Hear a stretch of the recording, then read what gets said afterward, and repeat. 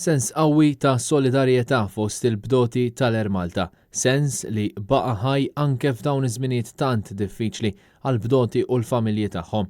Aktar minn nofs il-bdoti tal-Linja Nazzjonali tal-Ajru tkeċċew fit-8 ta' Ġunju li għadda u sal-lum għadhom ma jafux x'se jsir minnhom. Il-Union tal-Bdoti l-Alpa ħabbret li waqt laqgħa ġenerali straordinarja mill-Kumitat Eżekuttiv il-membri li żammew l-impjieg tagħhom qablu li jagħtu parti sostanzjali mis-salarju tagħhom lil dawk il-membri li spiċċaw imkeċċija mill-kumpanija. Waqt din il-laqa kien diskuss l-impatt li l-pandemija COVID-19 ħalliet fuq l-impjieg tagħhom mal-Ermalta.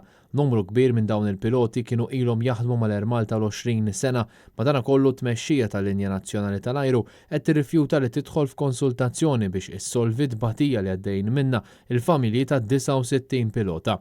L-Alpa se tkun qed tipprovdi għajnuna finanzjarja sabiex tiżgura li l-membri tagħha jirċievu d-dħul meħtieġ ħalli huma u l-familji tagħhom ikunu jistgħu ilaħqu mal-ħajja ta' kuljum. Min-naħa l-oħra, l-Alpa b'dispjaċir innotat li l-Ermalta ma pprovdit l-ebda ġustifikazzjoni għan-nuqqasijiet tagħha. Għaldaqstant sar appell lill-kumpanija biex tieħu sehem f'diskussjonijiet sinifikanti sabiex tiżgura li tinstab soluzzjoni fit-tul fl-interess taż-żewġ partijiet. Anke l-Gvern baqa' ma għamel xejn quddiem din is-sitwazzjoni tant diffiċli.